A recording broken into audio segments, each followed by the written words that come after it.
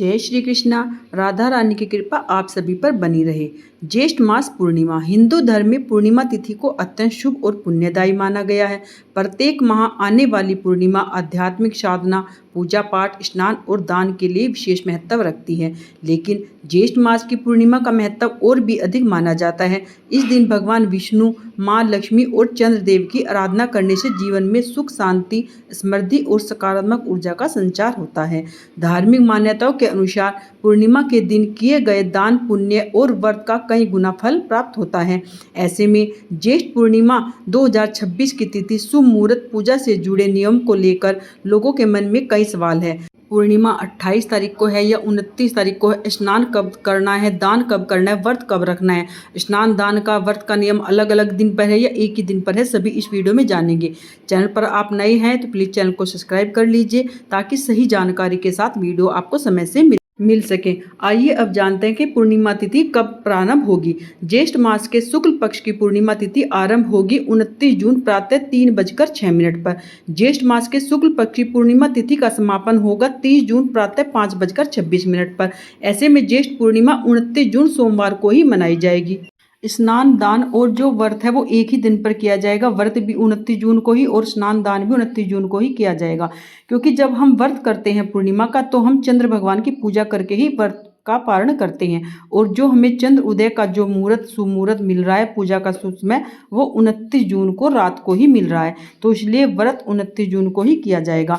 चंद्र भगवान को अर्घ्य देने के लिए हमें एक लोटे में थोड़ा जल और उसमें कच्चा दूध, थोड़े चावल और थोड़ा मीठा डालकर हमें चंद्र भगवान को अर्घ्य देना चाहिए। कहते हैं कि अगर हमारा चंद्रमा कमजोर है तो हमें पूर्णिमा की रात को हमें चंद्र दर्शन और चंद्रदेव की को अर्घ्य देने से हमारा चंद्रमा मजबूत होता है और हमारे मन को शांति मिलती है। इस दिन हमें, पूर्णिमा वाले दिन हमें माँ लक्ष्मी की पूजा करनी चाहिए, साथ में भगवान विष्णु की भी। और इस दिन हमें महादेव पर भी जल अर्पण करना चाहिए क्योंकि जो चंद्रदेव होते हैं वो भगवान के शीश पर विराजमान है। और इसीलिए चंद्र माँ को मजबूत करने के लिए हमें भगवान शिव पर अगर हम जल चढ़ाते हैं तो भगवान शिव की कृपा से हमारा चंद्रमा की स्थिति मजबूत हो जाती है। और इस दिन माँ लक्ष्मी की विशेष रूप से पूजा करनी चाहिए। इस दिन शाम के समय हमें माँ लक्ष्मी और भगवान विष्णु को खीर का भोग अर्पण करना चाहिए। और खीर को हमें रात को चंद्र की रोशनी में थोड़ी देर रखकर फिर हमें उसे प्रसाद के रूप में सभी को ग्रहण करना चाहिए। इस दिन हमें श्री सूक्त और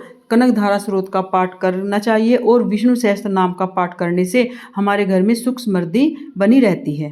पूर्णिमा तिथि सूर्य उदय से लेकर रात्रि में चंद्र दर्शन तक प्रभावी रहती है। इसलिए इस दिन पूजा पाठ, व्रत, स्नान, दान, पुण्य के सभी धार्मिक कार्य किए जा सकते हैं।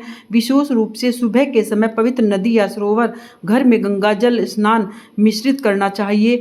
धार्मिक मान्यताओं के अनुसार पूर्णिमा के दिन जरूरतमंदों को अन्न, वस्त्र, जल और अन्य उपयोगी वस्तुओं का दान करने से पुण्य की प्राप्ति होती है। भगवान विष्णु और माँ लक्ष्मी की कृपा बनी रहती है। इस दिन श्रद्धा और नियम पूर्वक किए गए धार्मिक कार्य जीवन में सुख, शांति, समृद्धि लाने वाले माने जाते हैं।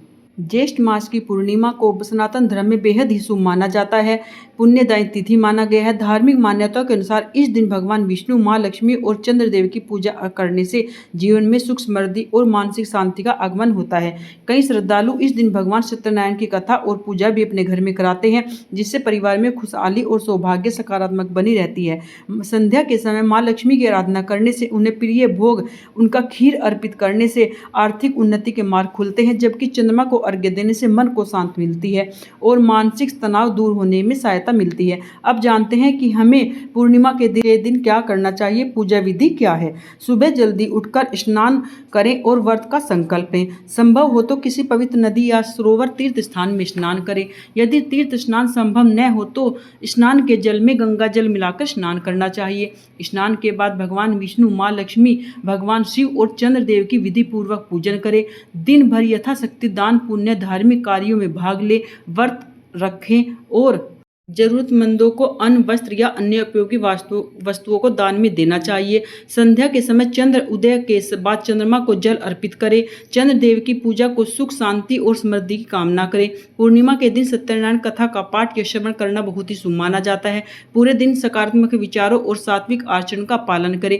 जो खीर का प्रसाद आप माँ लक्ष्मी को भोग लगाएंगे उसी से अपने व्रत का पारण करना चाहिए और माता रानी से अपने घर में सुख शांति की कामना हमें करनी चाहिए। अगर ऐसे आप माँ लक्ष्मी और भगवान विष्णु की पूजा अर्चना करते हैं तो आपके घर में सुख समृद्धि का स्थायी निवास हो जाता है। आपको वीडियो अच्छी लगी, जानकारी अच्छी लगी तो प्लीज़ चैनल को लाइक करें, शेयर करें, सब्सक्राइब करें। जानकारी को औरों के साथ भी साझा करें। ऐसे ही कथाओं और धार्मिक महात्म्यों को और जानकारी के लिए चैनल के साथ हमेशा जुड़े रहे। कमेंट में जय श्री कृष्णा अवश्य लिखें। राधे राधे।